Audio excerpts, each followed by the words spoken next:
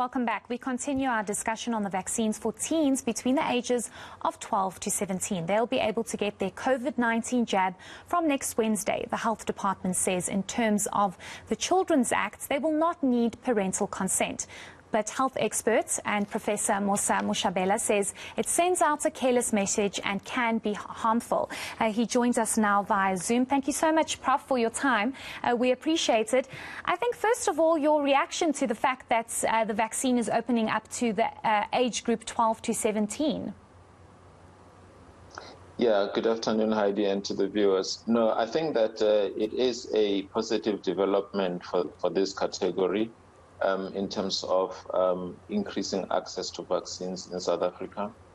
I think that especially for the teens who perhaps have risk factors, comorbidities and so forth, it will be really good for them to have access to the vaccine.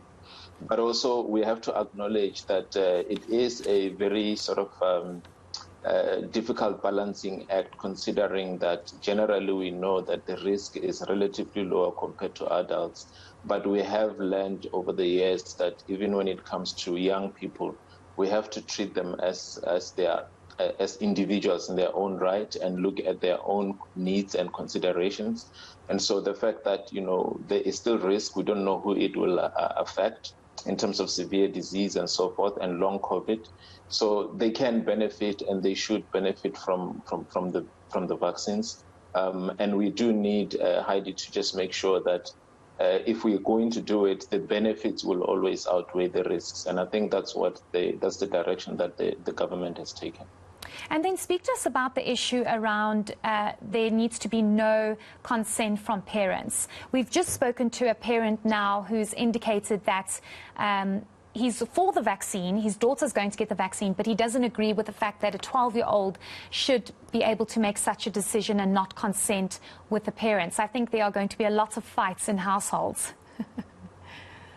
Yeah, no, I think for me, legally speaking, according to the Children's Act, there is a section 129 in the Children's Act that allows for children of 12 years of age and above to basically get medical treatment without parental consent.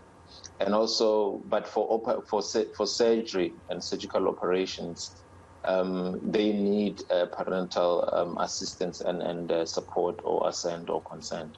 So in a way, legally speaking and technically speaking, indeed, according to the Children's Act, they can give consent for themselves to receive medical treatment.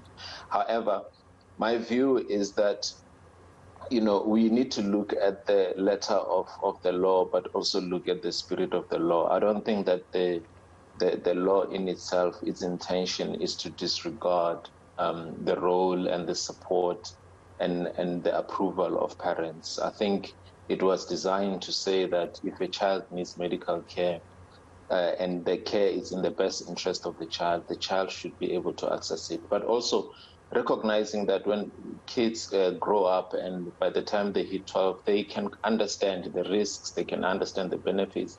We need to talk to them directly, not talk to them through adults. But in as much as we need to talk to these kids directly, the teens directly, give them the respect of their autonomy. We should not necessarily disregard the role of parents, especially at that age, because they're still dependent on parents. So we need to still, I think, talk to the parents, especially if the parents are supportive and the parents are taking responsibility and they are observing their duty to care for the child. So we really have to do that. There might be exceptions, Heidi, whereby, children might be in abusive families and families where they are not receiving proper care. Then in those instances, we may then have to draw on the law a lot more. But I think for most parents, really, I think that it's a little bit harsh to say they don't need the parental consent. We just need to say that they can consent and we encourage parents to support them. But the way we say it, we need to be really careful. Definitely. I mean, if I think back to when I was 12 years old, I don't know if I was in a position to make such an important decision of medical care and attention. Just lastly, Prof, what do you think the consequences are, or the huge risks that come with a 12-year-old to 17-year-old not consulting their parents and going ahead and getting the vaccine? Perhaps they are in an environment where their parents are anti-vaxxers, their families are anti-vaxxers, but they believe in the efficacy of the COVID-19 vaccine.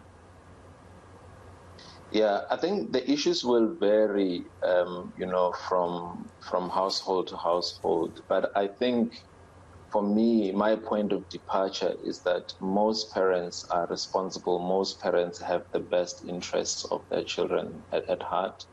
And in fact, given the stats that we have seen in terms of willingness to vaccinate, we know that most adults are willing to vaccinate. So yes, there might be instances where an adult might vaccinate because they understand that the risk is higher for them, but the risk is low for the young one.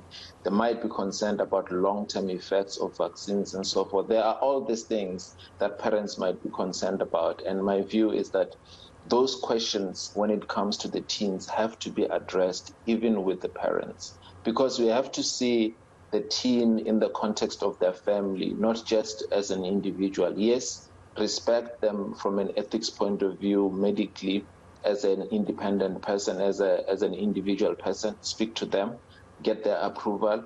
But if, for instance, we realize that they need additional care, or there are some sort of reactions, or they're having some sort of, adverse effects, those things will require the families to rally around the teen to support them.